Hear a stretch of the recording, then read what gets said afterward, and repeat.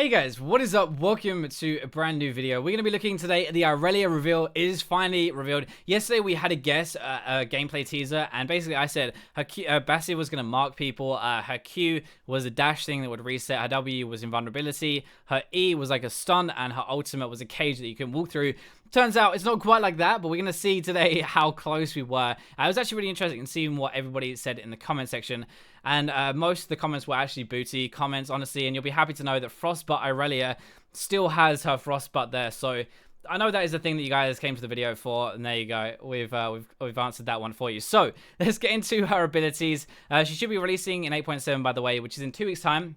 Be on the PvE later today, so you'll see some gameplay flooded on YouTube. I probably won't do one, but you'll see it. Anyway, so her passive is going to be hitting enemies with spells grants IRELIA stacks of Ionian Fervor for a few seconds. If she hits multiple champions, it grants multiple stacks. Basic attacking extends the duration of those stacks, but each stack is going to give you bonus magic damage, and basically at max stacks, that also gives you a bonus against shields, and also gives you some attack speed. So if we watch the video very quickly, it's going to be attacking, she's going to do a bunch of damage, and she's also going to be knocking off this shield even better. So Riot have been saying for a while they want a shield cutting mechanic, and we finally got one with Irelia here, which will be pretty cool. So basically, the more you attack, the more you're going to be stacking this thing up with your spells as well. You're going to be doing more bonus damage, kind of how it is with our W active at the moment. I guess there's more an auto-reliant champion, which is still pretty good. But this is going to be a mobility, so a Q. It is pretty much how we thought it would be. She's going to be resetting her Q on a killed thing, but also if you mark a champion, it is going to be resetting the cooldown as well at the same time. So it has another level of mechanical ability or like depth, I guess, on her Q now, which is actually pretty cool. It's going to heal for a small amount and also apply on-hit effects at the same time. So it would apply damage from like Blade the Ruined King or Wit's End, I guess, as well, Rage Raid. So full attack speed builds and on-hit builds would actually be pretty good with our new Irelia, apparently, which would be pretty cool. So we're going to look in the mark system in a second, because only your E and your ultimate apply the marks. But this is not a damage invulnerability, unfortunately. It is actually, she begins charging her blades. She can't move or attack, but she gains significant damage reduction for a brief period. So it's most likely going to be a Galio's W or a Warwick's W. I think it's his W is E. One of those two with the damage reduction anyway. So it's not, you're not immune to damage, but it massively reduces how much you're going to be taking. Then after that, you're going to lash out with the blades, dealing physical damage in a line. Damage increases as she charges. So you can, looks like you can cancel this at any point. You see this line, you could probably press W again and you'll be able to fly it out. But if you don't press W and you charge it the entire time, then you're going to be doing a bunch of damage after that. So it's kind of like her defensive spell. Most champions in League follow the same kind of thing. Mobility, damage, and then some kind of utility. This seems to be her utility, but she does also have a stun. So it is a lot like Zoe. When you use her Q, you fire it out at a random location, but then it's a little bit different where you fire it out in another line here. So you fire out 2 of them, I guess, and then it's going to stun there as well, and it also marks them, which is really important because with our Q, well, it won't show you in this one, but it does say it's going to refund when a target was marked. So you'll be able to use Q twice on somebody. Basically, you'd mark them first with your E, with your stun. It's an AoE stun now. It looks a bit more difficult to hit, but it is AoE. It's not a single target, which is beastly for teamfight impact. So you'd be, at this point, you would be able to Q to all 3 of these people because they are stunned, and then you'd be able to use it one more time as well. Every time you Q to a marked target, it would reset the cooldown, which is something we guessed last time, actually. Her ultimate is a little bit different from what we said, and it has really, really cool and disgusting mechanic at the same time. So it does fly out.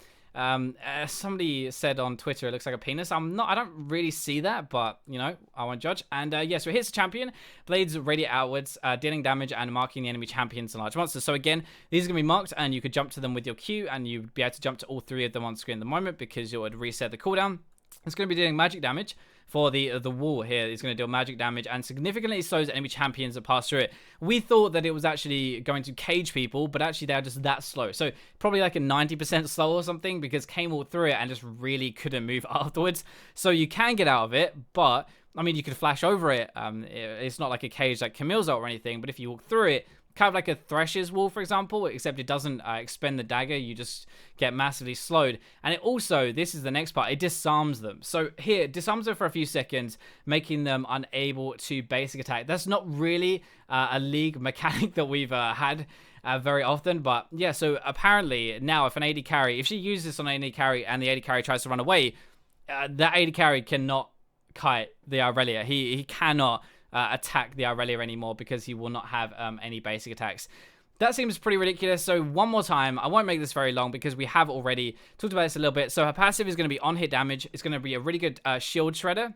Shield Cutter also gains attack speed at the same time. Her Q is similar to how it is now. She's going to be able to jump to people. She's going to heal a little bit, apply on hit damage, and that resets if it kills something. It also resets if it's marked by your E or your ultimate as well. Your W is going to be making her ridiculously tanky, significant damage reduction for a brief period, and then she's going to do a bit more damage, and that damage scales with how long it's been going on for. And then her E is going to be a stun. So it's 2 points, so you place both of them yourself, so you could have them however you wanted to. It's an AoE stun. It also marks them, so it will reset your Q. So Irelia right now could jump into Swain with her Q, get into range after hitting her E, and then follow up with some more damage and a final Q afterwards as well for a bit more damage. She could use Q twice in a row with the reset. This is going to be really good. And imagine her trade will go a lot like E, stun, then dash to that person and start really bashing them. And then finally, her ultimate spreads out like this, and if you watch it really, how are you going to get away from that, honestly? Like, when she's chasing somebody, you have to walk backwards towards Irelia or flash away from it. It's really, really difficult to get away from her like that, but it also marks them, and so you can use your Q to the person. It will disarm and slow if you actually break through the daggers, meaning you cannot basic attack at all, which is going to be really deadly for AD carry. So that seems like a lot of fun. But yeah, they have updated everything with Irelia.